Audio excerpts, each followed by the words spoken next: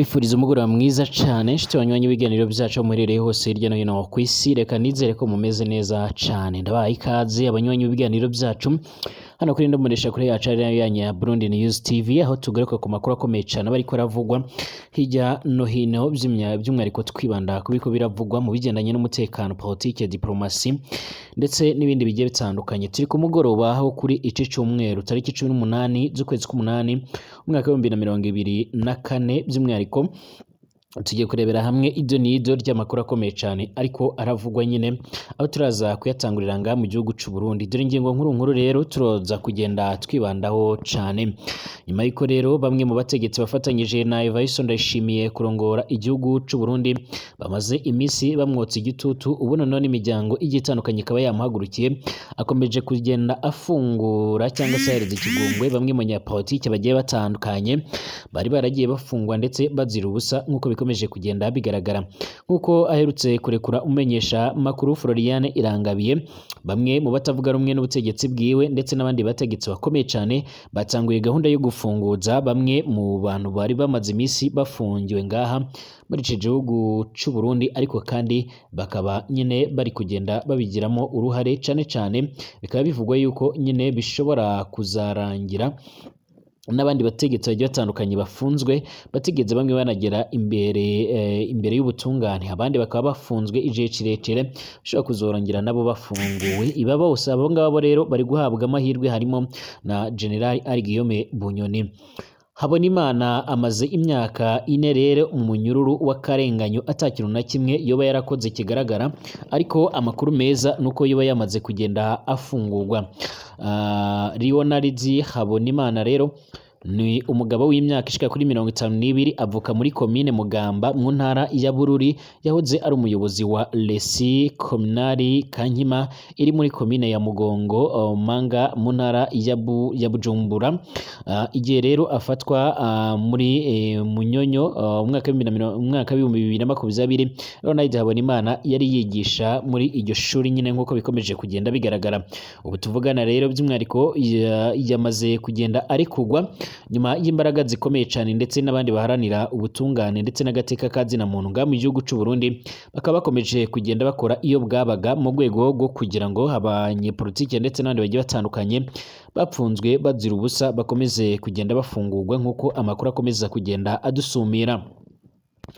Amakuru akomeza kugenda tugeraho abivuga kandi aturuka nga muri ngereza nkuru ya Gitega nga mu mugwa mukuru w'ubutegetsi ngaha cyangwa ubuyobozi nga mu gihugu cy'u Burundi. Biravugwa yuko rero amakuru ya mbere ahari uko bamwe mu banyururu bashika kuri 2 bamaze kugenda bapfa canke bitaba Imana, nyuma yuko bamwe bakomeje kugenda bagwara, ariko binavugwa ko byinshi binakomoka nyine kubigendanye n'inzara ikiravuza ubuhuha muri iri bohero, gushika none atabifungurwa bariko barabona, ndetse ibyo byose bikaba biriko bigira ingaruka nyinshi cyane, cyangwa se bikomeza kugenda bibagiraho ingaruka.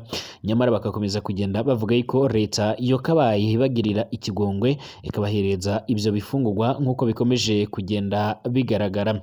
Ubu rero nk'uko bikomeje kugenda bitangazwa, bamwe mu banyagihugu bagiye batandukanye bakomeza kugenda bavuga yuko babangamiwe n'ibikomeje kugenda biba. Mu gihe kandi muri Cibitoke mu kanya gaheze nabamenyesheje yuko hari kuvugwa imyitozo y'igisirikare ihabwa imbonerakure mbere yuko zoherezwa muri Kongo. Ubu ngubu rero no mu zindi ntara zigiye zitandukanye hatanguye gahunda yo guhamagaza ku ngufu rumwe mu rubyiruko n'ugwaruka rugiye rutandukanye, by'umwihariko urufise imyaka guhera kuri 18 kuzamura, mu rwego rwo kugira ngo rubashe gutozwa ibigendanye n'igisirikare, aho by'umwihariko ngo bagomba kuzojya batozwa mbere yuko baba berekeza ku mirongo y'urugamba, nk'uko bikomeje kugenda bigaragara. Turaza kugaruka rero by'umwihariko ku musanzu ukomeye cyane w'ingabo z'abarundi muri Kongo.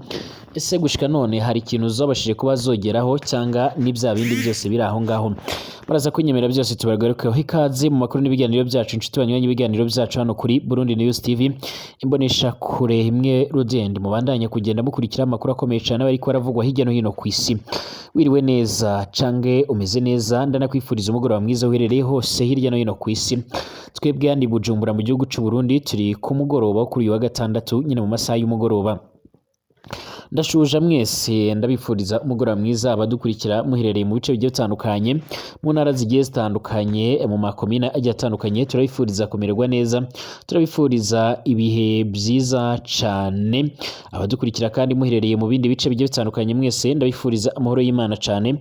Abadukurikira muri ngaha mu gihugu cy'u Rwanda mu bice bigiye bitandukanye mu gihugu ca Kenya, Tanzania, Uganda ndetse na Congo, tuyifuriza kumererwa neza. Abanywanyi bacu mudukurikira kandi muri ku mugabane w'Uburaya, Aziya, Australia, Amerika ndetse n'ahandi hose, turabifuriza amahoro y'Imana cyane. Niba ari ubwa mbere ushitse ngaha rero bisonda ahanditse sabone kugira ngo ucuraronka amakuru n'ibiganiro byacu, aho twibanda nyine ku makuru aba ariko aravugwa hirya no hino, cyane cyane twibanda ku mutekano, politike, diplomasi ndetse n'ibindi bigiye bitandukanye. Ikaze tuyatangurire ngaha mu gihugu cy'u Burundi. Itegeko rikomeje kugenda riteza kutumvikana ngaha mu gihugu cy'u Burundi, akaba ari itegeko rishobora kuza gutuma ibintu bihinduka ndetse abanyagihugu bose bakaba bo kwigaragambya nyuma y'uko hatanguwe ibikorwa bigiye bitandukanye byo gukangurira urubyiruko kwinjira mu mbonerakure zisanzwe zibarizwa ngaha mu mugambwe uri ku butegetsi uzwi nka CNDD-FDD, aho gushika none amakuru dufise adusumira ruko ibikorwa byo kwinjiza izogo rubyiruko mu mbonerakure kugira ngo bahabwe by'umwihariko imyimenyerezo y'igisirikare rwatanguriye mu gace ka Kibitoke, ndetse aka gace kakaba kamaze iminsi gatorezwaho urubyiruko rwinshi cyane, ndetse bakaba bitoza guturutsa amagerenade, imyitozo ngororamubiri ndetse no gukoresha impoho, aho hari umusozi bajya kurasiraho nyuma yo kumara kwitoreza ku kibuga kiri aho ngaho muri iyo ntara.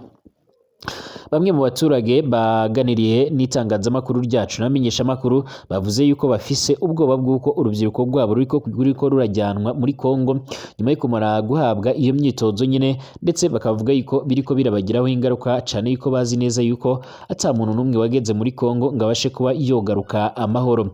Ibi byose babishingira ku kuba rero guhera umwaka uheze babona amakamyo ndetse n'ibindi bikoresho bigiye bitandukanye byinjiza abasirikare muri Kongo, ariko akaba nta numwe ubasha kuba yogaruka. Bakanavuga yuko bibatera impungenge kubona yuko atanuwabo numwe bemererwa kuba bokunamira cyangwa se ngo bamukoreye ikiriyo, yemwe nta n'uwo babona ikiziga kiwe ngo babashe kuba boyishyingura, nta n'ubwo bajya bahabwa impozamarira, bimwe mu bibazo bifiswe n'abanyagihugu. Ubu rero by'umwihariko umugambwe uri ku butegetsi uzwi nka CNDD-FDD wamaze gutangiza gahunda mu ntara zose z'igihugu cacu cy'u Burundi yuko urubyiruko ruguhera ku myaka 18 rugomba kwiyandikisha kugira ngo ruhabwe imyitozo ikomeye cyane, imyimenyerezo y'igisirikare mu rwego kugira ngo hazabone abifashishwa mu kurinda mu gucunga umutekano mu bikorwa by'amatora ategerejwe, ndetse n'ibindi bikorwa bigiye bitandukanye. Ariko kandi hakaba hagomba kuba hoboneka n'abandi bagiye batandukanye bagomba koherezwa muri Kongo. Icakora amakuru adafise ivumbi twabashije kuba twotahura nuko mu barimo kugenda biyandikisha bariko bakubaza n'ubwoko bwawe mu rwego kugira ngo nyine bamenye aho bagutoreza ndetse naho ugomba kuba wokerekeza. Bivugwa yuko rero abo mu bwoko bw'abatutsi ari bamwe mu bantu bariko boherezwa ngaha mu gihugu ca Kongo mu rwego kugira ngo babashe kujya gupfirayo. Ici ni cemezo rero imiryango igiye itandukanye iharanira agateka kazina muntu ikomeza kugenda ishimangira yuko atashingiro gifise, ndetse bagomba kugitesha agaciro ndetse no kucyamagana. Ni nako kandi bamwe mu bategetsi bafatanyije na Nyirubahiro Evariste Ndayishimiye bakomeje kugenda baramwamagana bavuga yuko nyine ibyo ariko arakora cyangwa se ibyo ariko atangaza byose atashingiro bifise ari ibisenya igihugu. Gushika none nyamara ku rundi ruhande rero abantu bakomeje kugenda barashimira Nyiricubahiro Evariste Ndayishimiye bitewe n'uburyo akomeje kugenda agaragaza imbaraga ndetse n'ikigongwe. Kuko nari nakomeje kugenda mbibabwira rero uyu mugabo yaje kugenda atabwa muri yombi, natangiye mbabwira aho yaziraga ubusa, ndetse gushika none akaba yamaze kugenda afungurwa cyangwa agirirwa ikirigongwe nyuma y'uko umenyeshamakuru Florian Irangabintu aherutse kuba yorekugwa. Hari ku igenekerezo rya 17 ukwezi kwa 11 umwaka wa 2020 isaha 5:20 z'umurango nibwo rero Ronald Habonimana yashitse aho yaba muri home ya Lycée Communale Kanyima muri zone ya Kanyima, rero agira agace ajya gutanga ibyigwa. Niho rero yafatwa n'umukuru w'igipolisi mu ntara ya Bujumbura Rurari komiseri Deo Bigirimana Batazira Rutwe yamufashe rero amwagiriza ko hariho umuntu afitiye ideni aca ajya kumufungira muri brigade ya Jenda nk'uko byakomeje kugenda bitangazwa. amaze isaha 9 rero mu gasho brigade Jande niho haza umukozi w'iperereza Colonel Alexis Ndayikengurukiye batazira nkoroka amukura muri kaga kasho amumanura mu cicaro c'iperereza i Bujumbura. Aho niho rero Leonard yaboneye ibara ageze mu iperereza. Leonard Habonimana yagirijwe ko akorana n'imirwi y'abarwanyi yamaze amasaha rero ashika kuri 3 akubitwa n'abagabo batandatu kugira ngo bamwemeze ku ngufu ico caha nkuko bikomeje kugenda bigaragara ndetse biri no mu buhamya bwatanguye kugenda butangwa. Haciye indwi rero Leonard rero Habonimana yarajanywe muri Parikwete yamuha kw'itariki 22 z'ukwa 11 umwaka wa 2020 ashirwaho rero icaha co kugerageza guhungabanya umutekano w'igihugu nkuko bikomeje kugenda bigaragara. Aca arungikwa mwibohero rikuru rya Mpimba. Dosiye ya Leonard Habonimana muri Parikwete ifise nimero ya RMP 51 13 akarongo kabiramye NV nkuko twabonye kopi yaho. Leonard Habonimana kandi yatanguye kuburana muri sentare nkuru ya Muha nkuko bikomeje kugenda bigaragara. Iyo sentare rero yaramwebeje kwigenekerezo rya 15 z'ukwezi kwa 4 umwaka wa 2021 naho yari yejejwe. Leonard ntiyarekuwe. Parikwete yaciye yuguruza muri ku d'après ya Muha rero kuko bikomeje kugenda bigaragara naho nyine nta cahindutse. Sentare yaramwejeje kwigenekerezo rya 17 z'ukwezi kwa 11 umwaka wa 2021 ariko naho nyine ntabwo yigeze abasha kuba yofungurwa ndetse yakomeje kugenda afungwa kugeza nanone.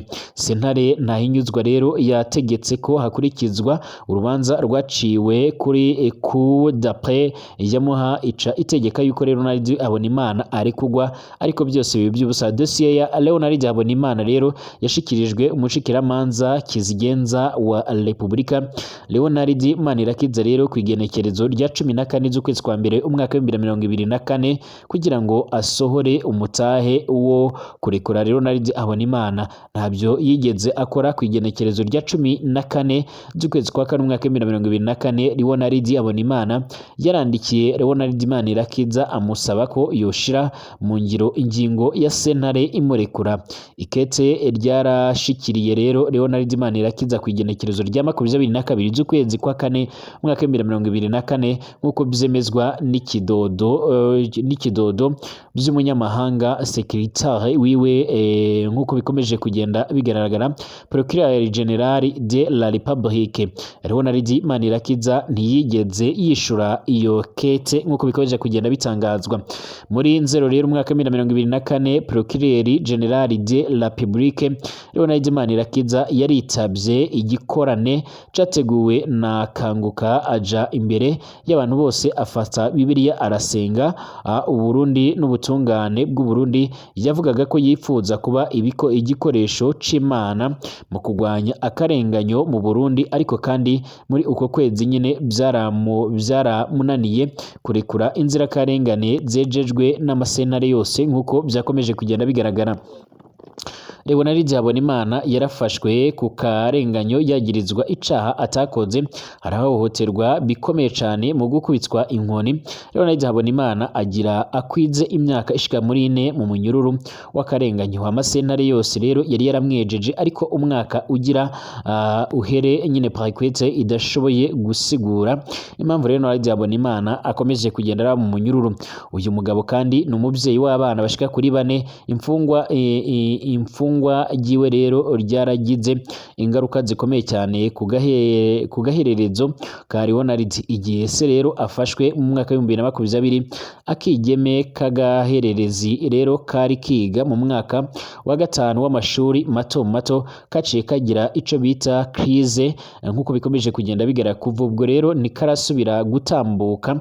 Ubu ngubu rero bagasunika mu kagare cyangwa se mwikiga ry'abamugaye bamujanye kwa muganga barapimye rero barabura ico umwana agwaye, bababwiye yuko nyine iyo ngwara ifitanye isano n'ipfungwa rya se. Birababaje kubona rero iyo akarenganyo kageze imiryango, mu gihe rero abategetsi bo muri ico gihugu ata kintu na kimwe bigeze bakora. Ubu rero tuvugana rero uyu mugabo yamaze kugenda yarekugwa nyuma y'igitutu kinini cyane cyane mu banyepolitike bagiye batandukanye nga muri kino gihugu cy'u Burundi, ndetse n'imiryango iharanira agateka ka zina muntu. Ariko kandi hakiyongeraho imbaraga zikomeye cyane zamwe mu bategetsi batanguye kugenda babona ibintu mu ishusho itari kimwe niyo Nyiricubahiro Evariste Ndayishimiye yakomeza kugenda abibonamo. Haravugwa yuko kandi mu gihe Nyiricubahiro Evariste Ndayishimiye yakomeza kugenda yigira akaraha kagiye, ashobora gukomeza guhura n'ibibazo bigiye bitandukanye, ndetse ashobora kuza guhura n'akaga gakomeye cyane nk'uko byakomeje kugenda bitangazwa, mu gihe bamwe mu bategetsi bakomeje kugenda bamuvuguruza kuri imwe mu myanzuro ariko aragenda arafata. Muri gereza nkuru ya Gitega ngaha mu gihugu cy'u Burundi rero hakomeje kugenda havugwa urupfu rw'abanyururu bashika kuri 2 bamaze kugenda bapfa. Mu nkuru iheze rero naje kugenda ndabamenyesha yuko muri iyo gereza cyangwa muri iryo bohero harimo ikibazo gikomeye cyane c'ibura ry'amazi ndetse n'ibifungurwa, aho umwe bamugenera amagarama ashika kuri 360 y'ibiharage, rimwe na rimwe bagategeka kuba yakoresha ukwezi kose, nk'uko amakuru akomeza kugenda aradusuma imisi ishika kuri 3, nk'uko amakuru akomeza kugenda aradusumira. Ibyo byose akaba ari bimwe rero mu bintu bikomeje kugenda biteza impungenge ndetse n'impfu za hato na hato. Bivugwa yuko rero bamwe batanguye kugenda barabura amaraso, abandi batangura kugenda baragwaragurika, ubu noneho bamwe botanguye gupfa nk'uko bikomeje kugenda bigaragara.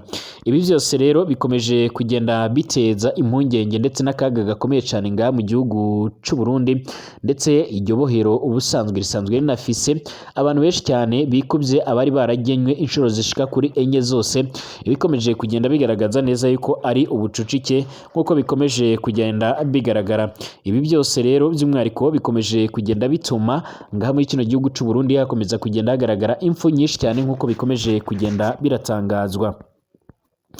Intambara ikomeje kugenda igaragara hagati y'igihugu ca Israel ndetse n'ingabo n'uyu mutwe wa Hamas muri Gaza ikomeje kugenda ifata indi ntera. Igitero cy'ingabo za Israel mu ntara ya Gaza cyamaze guhitana abantu benshi cyane kandi bo mu muryango umwe nk'uko bikomeje kugenda bigaragara.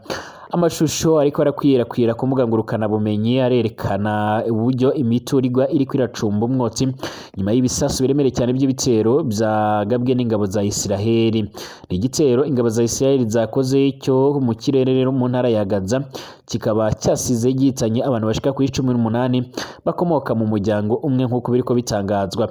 Iki gitero ingabo za Israel rero zikigabye kuri uyu wa gatandatu hari ku itariki 18 Myandagaro mwaka wa 2024, kandi gikogwa mu gihe hari ikizere ko Israel yakumvikana nabo bahanganye nk'uko abahuza barimo babigaragaza. Nyamara rero nubwo habaye ibiganiro bikomeye cyane byabereye i Cairo mu gihugu ca Misiri, byo birimo Leta Zunze Ubumwe za Amerika, Katari ndetse n'iyo Misiri, ku bigendanye no guhuza impande zombi zihanganye. Bamwe bo ku ruhande rwa Hamas, harimo umuyobozi ukomeye cyane muri Hamas waganiriye na BBC maze aza kugenda amubwira yuko uko bizogenda kose atakizere cyuko hashobora kubaho garagara ibigendanye n'agahinge nk'uko amakuru dufise akomeza kugenda atugeraho abivuga cange nk'uko bikomeje kugenda bitangazwa. Iyi ntambara rero ikomeje gutwara abatari bakeya, mu gihe by'umwihariko amakuru dufise aheruka kuja ahagaragara yerekana neza yuko by'umwihariko abashika ku 40,000 bakomeje kugenda by'umwihariko aribo bakomeje gusiga ubuzima muri izi ngwano zimaze kubera hano muri ntara ya Gaza mu gihugu cya Palestine. Binavuga kandi ko iki gitero cyakozwe ko cyasize gisenye inzu n'ububiko bwari buyegereye bucombitsemo abarenga 40 bakuwe mu byabo n'iyi ntambara mu marembo y'umujyi wa Zawaida. Inkomere rero zijyanwa mu bitaro bya Ali Akasi Malati Hospital mu gace ka Deir Ali Balaha. Amakuru ava muri ivyo bice kandi hanavuga yuko byahitanye bagavuga ko rero mu bahitanywe n'iki gitero harimo Sami Jawadi Ali Elijah wajyaga akorana n'ingabo za Israeli mu kugemurira mu kugemura inyama n'amafi muri Gaza, harimo kandi abagore be bashika kuri babiri, abana babo bashika kuri 11 bari bafite imyaka iri hagati y'2 ndetse na 22, nyirakuru w'aba bana ndetse n'abandi bantu bashika kuri 3 bo mu muryango wabo. Ingabo za Israeli kandi zatangaje ko iki gitero cyagabwe mu nyubako n'ubundi z'abaterabwoba ziri mu mujyi rwagati wa Gaza, aho ibisasu bya rutura byarasiwe nyine byerekeza kuri Israeli mu byumweru bishize. Umuvugizi w'igisirikare cya Israeli by'umwihariko Adre yatangaje ko abaturage mu gace ka Magahazi nabo bakwiye guhunga kuko n'ubundi hari ibisasu byenda kuhaterwa. Magingo yangaya rero abarenga 84% by'abatuye muri Gaza bakuye mu byabo n'iyi ntambara. Abahunze iyi ngwano rero ishyamiranyije Israeli n'umutwe wa Hamasi barimo rero Leta Zunze Ubumwe za Amerika, Misiri ndetse na Qatar bari basohoye itangazo bavuga yuko nyuma y'ibiganiro by'iminsi ishika kuri 2 bateganya gutegura ibirambuye rero byakubahirizwa mu bihe by'agahenge. Kandi muri ibi biganiro hagamijwe ko hazasabwa abanya-Israeli bafashwe bugwate ko barekurwa, ndetse n'iyi ntambara imaze kugwamo abantu babarirwa mu bihumbi 40 birenga ihagarara kugira ngo n'ubundi hanabashe gukurikiranwa icyorezo cy'imbasa cyatanguye kuboneka muri aka gace nk'uko bikomeje kugenda bigaragara. Iyi ntambara ikomeje kuba kasamutwe mu gihe hari izindi ntambara nyinshi zikomeje kugenda zibera mu bihugu bigiye bitandukanye, ariko gushika none abatari bakeya bakaba bakomeje kugenda bavuga yuko uko byogenda kose n'ubundi iyi ntambara ikomeje gusiga inkuru mbi cyane, mu gihe n'ubundi iki gihugu cya Israel gikomeje kugenda kikurira n'abandi batabarika mu zindi mpande, aho imitwe igiye itandukanye isanzwe ari iminywanyi ya Hamasi